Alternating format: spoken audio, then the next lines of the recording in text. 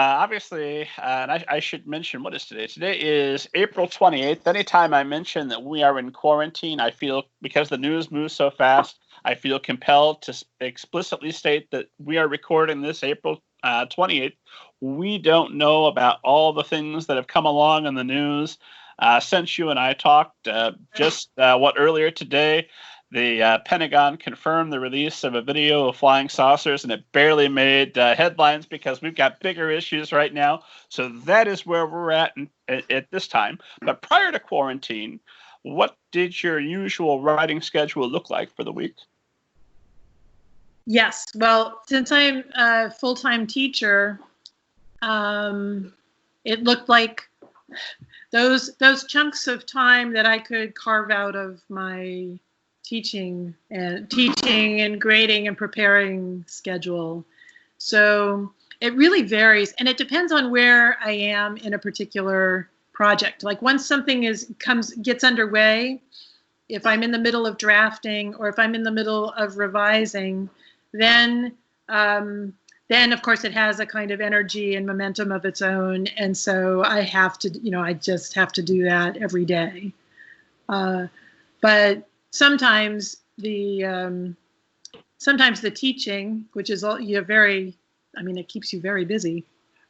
Sometimes that has to be sort of the dominant thing, and then I'm stealing my moments to keep going. But as I said, I have to always be living in more worlds than one, and so if I do not write, I become miserable. It's a gradual decline, but I do become miserable. Well, you set goals for yourself on a daily basis, like a word count, or is it really just kind of? Well, it depends on where I am, what it is that I have to do. If I'm drafting something, I like to do first drafts on Scrivener, because you get the lovely progress bar that goes from red to green. And I'm just like Pavlov's dog. I love seeing it go from red to green, and I'm very motivated to get it to go from red to green every day, and so on and so forth. So yes. So for something like that, yes. Then I have a goal, and I'm pretty regularly meeting that goal, and so on and so forth. If I'm in a different period, if I'm doing research and plotting, then of course it's still a thrilling process. I really enjoy it, but how you measure how much you've accomplished is more nebulous, because you can get swept up in considering some small aspect of something that may not even actually survive the editing process of the book, but feels very important at the time as you're tracking it down and reading all the newspapers from 1914, et cetera. And so on a day when you've got a full class load, you've got to be mostly focused on that. How much are you able to sneak in? So again, it depends on what I'm trying to do, what I'm trying to sneak in, where I am in the process. If I'm in the drafting or the thrilling revising process, I will sneak in the day's quota of whatever I have to do, no matter what. But of course it's hard. It's really hard during the semester, and as the semester goes on, it gets harder, because once you're grading papers, everything slows down. Grading is incredibly hard. What I'm hoping for is a little sound bit I can play for my fiction workshop students who send me emails that I was just too busy today, I couldn't get to it. And I want to say, no, Ann Nesbet had a full class load and she still managed to do blank. Well, yeah, that's right. I mean, sometimes I do, but as I said, it has its own reward, because it makes life worth living. It keeps me happy. It's incredibly rewarding in its own right. So yeah, so it doesn't feel, that's not the part of writing that feels like a slog in those phases. The parts that are hard are when you feel stuck somewhere, or you become sort of super critical of everything you do, or you kind of lose, or you start thinking, actually, I guess part of it is whenever you're thinking more about the business of writing, that saps a certain kind of energy from you, and it becomes depressing. But when you're thinking about the creative thing itself that you're working on, the world that you're building and all of that, then that gives you energy. And so that's not something, I'm not ever blocked about that. I just, sometimes it can be, sometimes you just feel like, you feel hopeless, or, will I ever have another good idea? Or, will I ever have time? And actually, of course, you're never going to have time, really. But if you have something that you're in the middle of, if you can get into the middle of something, then it makes its own time for you. Makes sense. I love that idea of will I ever have another good idea? Because what if someone could definitively say to you, no, you've had all the good ideas. What do you do then? You're going to keep trying. Right. And we've all had so many ideas that we've never done anything with. So I suppose if some evil magic goblin came and said to me, you'll never have another new idea again, I would immediately be parsing that in my favor by saying, okay, what are the loopholes here? I guess the loopholes have to be, I still get to work with the ideas that I had, all through the rest of my life. And so those aren't new. And after all, really nothing's new under the sun. So if I come up with something, but someone else had that idea in the 16th century, I guess I'm good with that too, right, Goblin? So, yeah, I guess we can't be overly dependent on inspiration, on trusting in inspiration. Well, I tell you, at that point, you should immediately sit down and write a novel about the evil goblin. Oh my God, tell the world. Right, the depressing, the anti-writing goblin, right? Telling you all these absolutely horrible things. That's true, I could do that. And you mentioned that you said, I think, 3 books before you had the 4th one that you were able to take to the sick editor in Paris and get that sold. Yeah. So what happened with those? Are those on a shelf someplace? Have you cannibalized them for other stories? Well, two of them were these science fiction novels, and I will always be very fond of them, and I have friends who love them. So that's good. I think so. They have their little small set of readers. That's probably what they'll have. I think I will end up doing science fiction at some point again.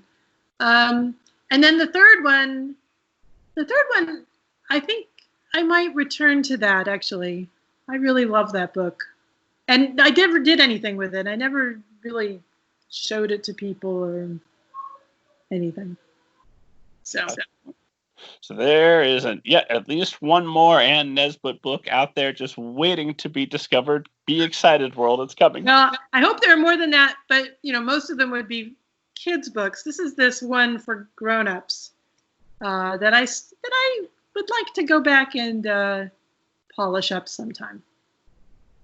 So now we've covered, and we're going to pivot to Daring Darleen, because I'm always watching our time, and I know editors, publicists, agents are listening and they say, oh my God, talk about the book. Not to worry, we will talk about the book, but we've covered your routine in normal times. So for all of those authors listening who are struggling to find a way to get on with some sort of normality here in quarantine, what has your quarantine experience been like thus far? How are you finding time to write? Yes, I do think this being in quarantine is really hard. I mean, it's especially hard for people with young children. They're absolutely, I'm in awe of all the people with young kids. But for everybody, I think the hard thing is being in the middle of this difficult situation and not knowing how the story ends. We don't know what happens next. We don't know where we're going to be in a week or a month or 2 months. And I think just fretting about that means that your brain some percentage of your brain is really busy telling yourself stories that are about the current catastrophe and where it might be going and so on, right? And that takes a lot of energy and a lot of creative energy and a lot of brain energy. We'd all be better off if we didn't do it, probably, if we could just like, whoop, I'm in my house. I don't know why. But that's hard to achieve. So I think a certain amount of kindness for ourselves as writers. I know as a teacher, everything is harder doing it online. And as a writer, even though maybe the basic aspects of writing are the same. You've got the computer, you're finding a little corner to hide in, and then you're typing away. That's not changed that much. But we have to have compassion for ourselves because of that 40% of our brain that's busy worrying and making up unhelpful stories about the future. So yeah, I would say when things are hard, writing gets harder with everything else. On the other hand, the effect of actually doing something creative is enhanced. I mean, doing something creative as medicine. I think it's really the best medicine out there. The world is sort of falling apart, so it feels.